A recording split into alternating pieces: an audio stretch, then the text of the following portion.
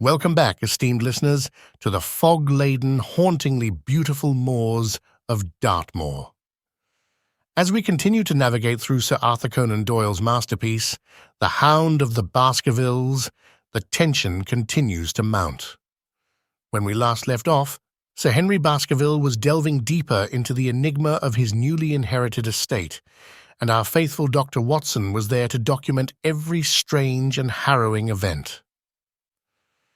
As you listen to Chapter 6 today, you'll find that questions morph into clues and clues stretch into labyrinthine paths of inquiry.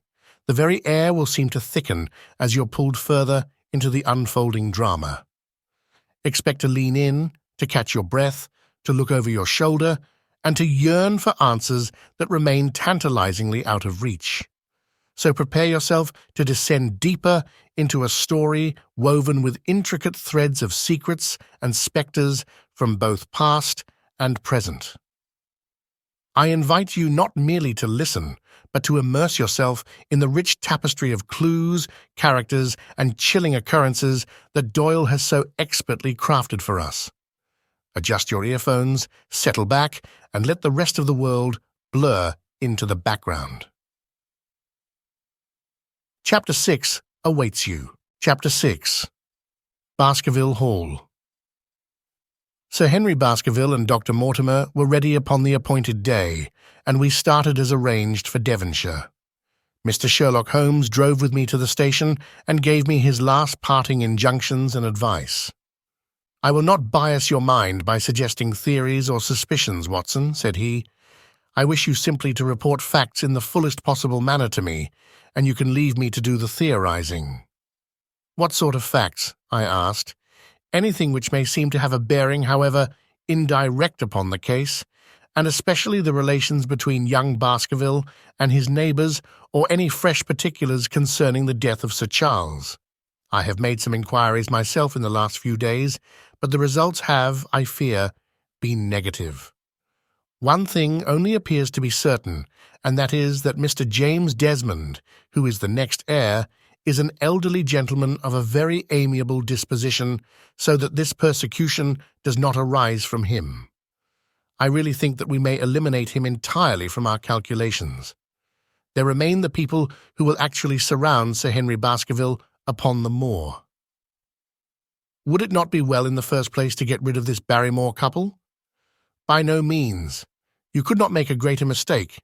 If they are innocent, it would be a cruel injustice, and if they are guilty, we should be giving up all chance of bringing it home to them. No, we will preserve them upon our list of suspects. Then there is a groom at the Hall, if I remember right. There are 2 moorland farmers. There is our friend Dr. Mortimer, whom I believe to be entirely honest, and there is his wife, of whom we know nothing. There is this naturalist, Stapleton, and there is his sister, who is said to be a young lady of attractions. There is Mr. Frankland, of Laughter Hall, who is also an unknown factor, and there are 1 or 2 other neighbours. These are the folk who must be your very special study." "I will do my best." "You have arms, I suppose?" "Yes, I thought it as well to take them." "Most certainly. Keep your revolver near you night and day, and never relax your precautions." Our friends had already secured a first-class carriage and were waiting for us upon the platform. "No, we have no news of any kind," said Dr. Mortimer in answer to my friend's questions. "I can swear to one thing, and that is that we have not been shadowed during the last 2 days. We have never gone out without keeping a sharp watch, and no one could have escaped our notice." "You have always kept together, I presume?" "Except yesterday afternoon. I usually give up one day to pure amusement when I come to town, so I spent it at the Museum of the College of Surgeons." "And I went to look at the folk in the park," said Baskerville, "but we had no trouble of any kind." "It was imprudent all the same," said Holmes, shaking his head and looking very grave. "I beg, Sir Henry, that you will not go about alone. Some great misfortune will befall you if you do. Did you get your other boot?" "No, sir, it is gone forever." "Indeed. That is very interesting. Well, goodbye," he added, as the train began to glide down the platform. "Bear in mind, Sir Henry, one of the phrases in that queer old legend which Dr. Mortimer has read to us, and avoid the moor in those hours of darkness when the powers of evil are exalted. I looked back at the platform when we had left it far behind, and saw the tall, austere figure of Holmes standing motionless and gazing after us. The journey was a swift and pleasant one, and I spent it in making the more intimate acquaintance of my two companions and in playing with Dr. Mortimer's spaniel. In a very few hours the brown earth had become ruddy, the brick had changed to granite, and red cows grazed in well-hedged fields, where the lush grasses and more luxuriant vegetation spoke of a richer, if a damper, climate. Young Baskerville stared eagerly out of the window and cried aloud with delight as he recognized the familiar features of the Devon scenery. "I've been over a good part of the world since I left it, Dr. Watson," said he, "but I've never seen a place to compare with it." "I never saw a Devonshire man who did not swear by his county," I remarked. "It depends upon the breed of men quite as much as on the county," said Dr. Mortimer. "A glance at our friend here reveals the rounded head of the Celt, which carries inside it the Celtic enthusiasm and power of attachment. Poor Sir Charles's head was of a very rare type, half Gaelic, half Ivernian in its characteristics. But you were very young when you last saw Baskerville Hall, were you not?" "I was a boy in my teens at the time of my father's death, and had never seen the Hall, for he lived in a little cottage on the south coast. Thence I went straight to a friend in America. I tell you it is all as new to me as it is to Dr. Watson, and I'm as keen as possible to see the moor." "Are you? Then your wish is easily granted, for there is your first sight of the moor," said Dr. Mortimer, pointing out of the carriage window. Over the green squares of the fields and the low curve of a wood, there rose in the distance a grey, melancholy hill with a strange, jagged summit, dim and vague in the distance, like some fantastic landscape in a dream.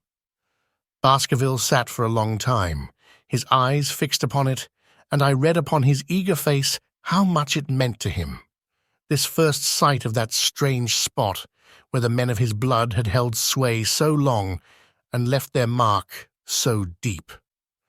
There he sat, with his tweed suit and his American accent, in the corner of a prosaic railway carriage, and yet, as I looked at his dark and expressive face, I felt more than ever how true a descendant he was of that long line of high-blooded, fiery, and masterful men. There were pride, valor, and strength in his thick brows, his sensitive nostrils, and his large hazel eyes. If on that forbidding moor a difficult and dangerous quest should lie before us, this was at least a comrade for whom one might venture to take a risk with the certainty that he would bravely share it.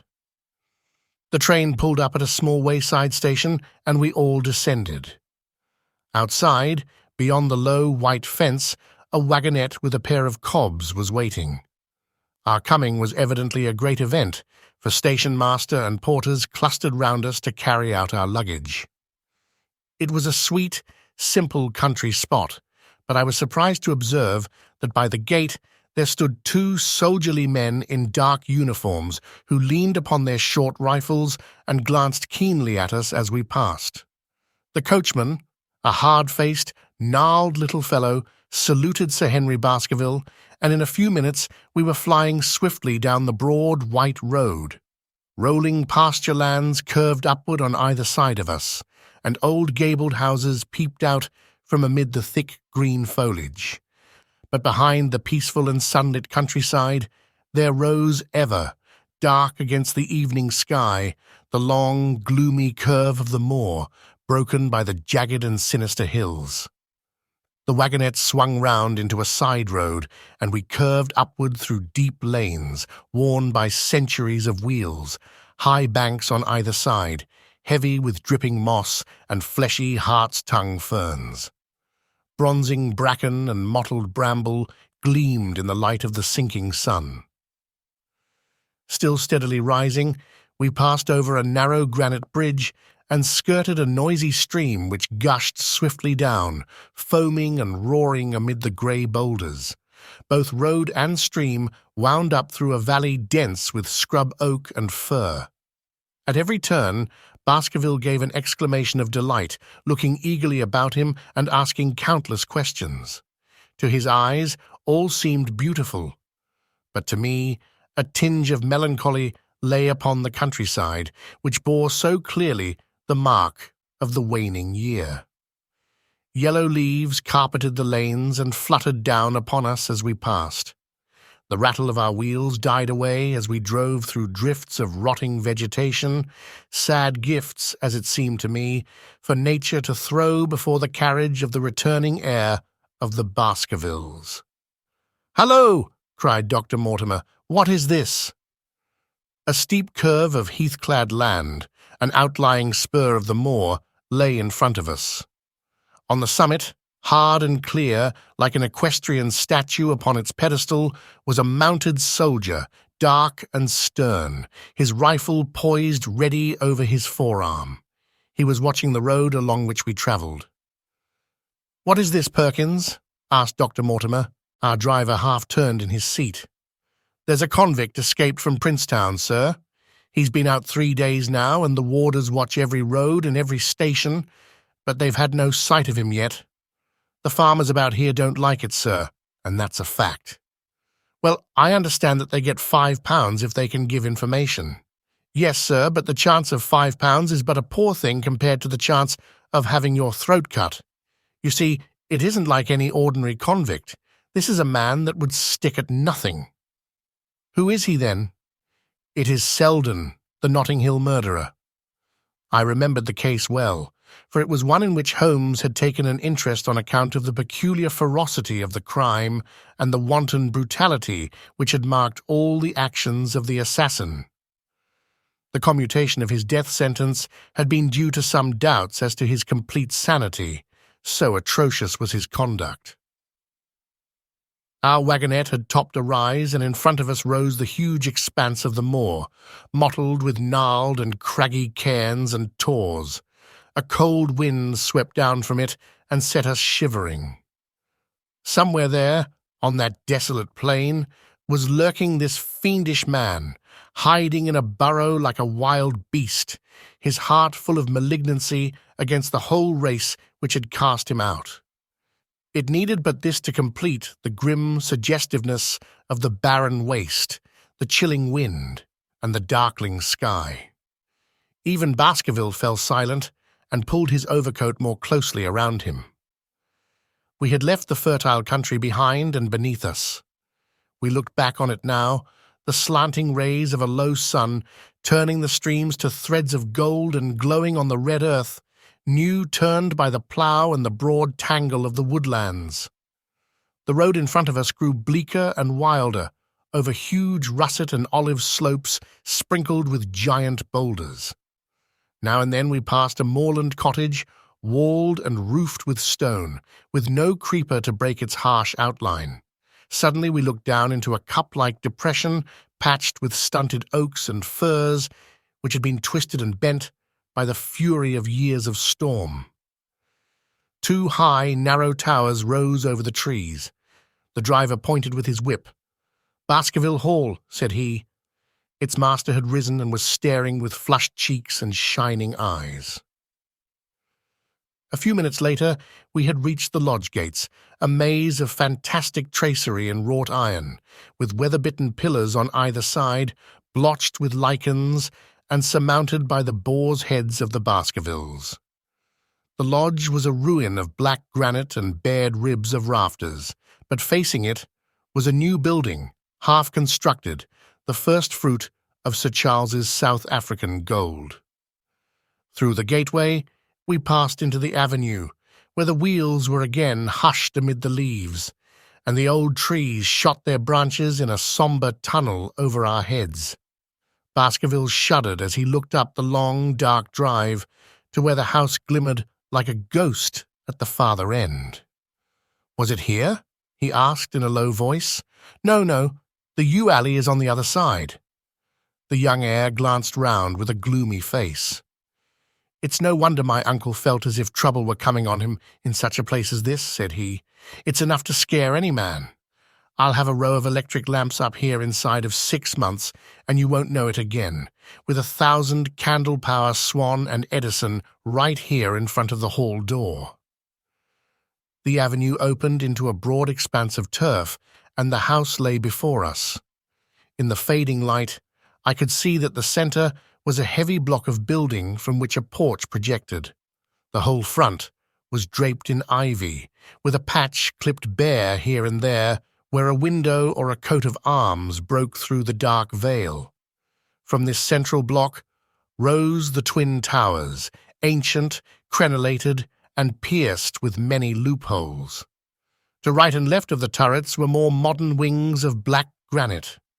A dull light shone through heavy, mullioned windows, and from the high chimneys which rose from the steep, high-angled roof, there sprang a single black column of smoke. "Welcome, Sir Henry, welcome to Baskerville Hall." A tall man had stepped from the shadow of the porch to open the door of the wagonette. The figure of a woman was silhouetted against the yellow light of the hall. She came out and helped the man to hand down our bags. "You don't mind my driving straight home, Sir Henry?" said Dr. Mortimer. "My wife is expecting me. Surely you will stay and have some dinner." "No, I must go. I shall probably find some work awaiting me. I would stay to show you over the house, but Barrymore will be a better guide than I. Goodbye, and never hesitate night or day to send for me if I can be of service." The wheels died away down the drive, while Sir Henry and I turned into the hall, and the door clanged heavily behind us. It was a fine apartment, in which we found ourselves, large, lofty, and heavily raftered, with huge bulks of age-blackened oak. In the great old-fashioned fireplace behind the high iron dogs, a log fire crackled and snapped. Sir Henry and I held out our hands to it, for we were numb from our long drive. Then we gazed round us at the high, thin window of old stained glass, the oak panelling, the stags' heads, the coats of arms upon the walls, all dim and sombre in the subdued light of the central lamp. "It's just as I imagined it," said Sir Henry. "Is it not the very picture of an old family home? To think that this should be the same hall in which for 500 years my people have lived. It strikes me solemn to think of it." I saw his dark face lit up with a boyish enthusiasm as he gazed about him. The light beat upon him where he stood, but long shadows trailed down the walls and hung like a black canopy above him. Barrymore had returned from taking our luggage to our rooms. He stood in front of us now with the subdued manner of a well-trained servant. He was a remarkable-looking man, tall, handsome, with a square black beard and pale, distinguished features. "Would you wish dinner to be served at once, sir?" "Is it ready?" "In a very few minutes, sir. You will find hot water in your rooms. My wife and I will be happy, Sir Henry, to stay with you until you have made your fresh arrangements, but you will understand that under the new conditions this house will require a considerable staff." "What new conditions?" "I only meant, sir, that Sir Charles led a very retired life, and we were able to look after his wants. You would naturally wish to have more company, and so you will need changes in your household." "Do you mean that your wife and you wish to leave?" "Only when it is quite convenient to you, sir. But your family have been with us for several generations, have they not? I should be sorry to begin my life here by breaking an old family connection." I seemed to discern some signs of emotion upon the butler's white face. "I feel that also, sir, and so does my wife. But to tell the truth, sir, we were both very much attached to Sir Charles, and his death gave us a shock and made these surroundings very painful to us. I fear that we shall never again be easy in our minds at Baskerville Hall." "But what do you intend to do?" "I have no doubt, sir, that we shall succeed in establishing ourselves in some business. Sir Charles's generosity has given us the means to do so. And now, sir, Perhaps I had best show you to your rooms." A square, balustraded gallery ran round the top of the old hall, approached by a double stair. From this central point, 2 long corridors extended the whole length of the building, from which all the bedrooms opened. My own was in the same wing as Baskerville's and almost next door to it. These rooms appeared to be much more modern than the central part of the house, and the bright paper and numerous candles did something to remove the sombre impression which our arrival had left upon my mind. But the dining room, which opened out of the hall, was a place of shadow and gloom. It was a long chamber with a step separating the dais where the family sat from the lower portion reserved for their dependents. At one end, a minstrel's gallery overlooked it. Black beams shot across above our heads, with a smoke-darkened ceiling beyond them. With rows of flaring torches to light it up, and the colour and rude hilarity of an old-time banquet, it might have softened. But now, when 2 black-clothed gentlemen sat in the little circle of light thrown by a shaded lamp, one's voice became hushed and one's spirit subdued. A dim line of ancestors in every variety of dress, from the Elizabethan knight to the buck of the Regency, stared down upon us and daunted us by their silent company. We talked little, and I for one was glad when the meal was over and we were able to retire into the modern billiard room and smoke a cigarette. "My word, it isn't a very cheerful place," said Sir Henry. "I suppose one can tone down to it, but I feel a bit out of the picture at present. I don't wonder that my uncle got a little jumpy if he lived all alone in such a house as this.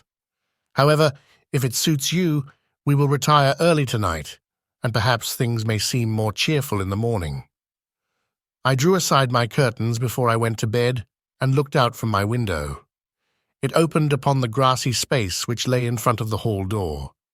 Beyond, 2 copses of trees moaned and swung in a rising wind. A half-moon broke through the rifts of racing clouds. In its cold light, I saw beyond the trees a broken fringe of rocks and the long, low curve of the melancholy moor. I closed the curtain, feeling that my last impression was in keeping with the rest, and yet it was not quite the last. I found myself weary and yet wakeful, tossing restlessly from side to side, seeking for the sleep which would not come. Far away, a chiming clock struck out the quarters of the hours, but otherwise a deathly silence lay upon the old house. And then suddenly, in the very dead of the night, there came a sound to my ears, clear, resonant, and unmistakable. It was the sob of a woman, the muffled, strangling gasp of one who is torn by an uncontrollable sorrow. I sat up in bed and listened intently. The noise could not have been far away and was certainly in the house. For half an hour I waited with every nerve on the alert, but there came no other sound, save the chiming clock and the rustle of the ivy on the wall. And so we closed the pages on yet another chapter of this beguiling tale, where each revelation seems to birth more questions than answers. As the mist shrouds Dartmoor, it likewise veils the truth, leaving us to grope through the fog alongside Dr. Watson and Sir Henry. But fear not. More pieces of this intricate puzzle will reveal themselves soon. If you find yourself bewitched by this tale of family secrets, dark moors, and darker deeds, then we've a favor to ask. Do us the kindness of liking this video, subscribing to Obsidian River Productions, and hitting that notification bell. By doing so, you ensure you won't miss out as the next chapter unfolds before us, because let's face it, who knows what spine-tingling moments lie ahead?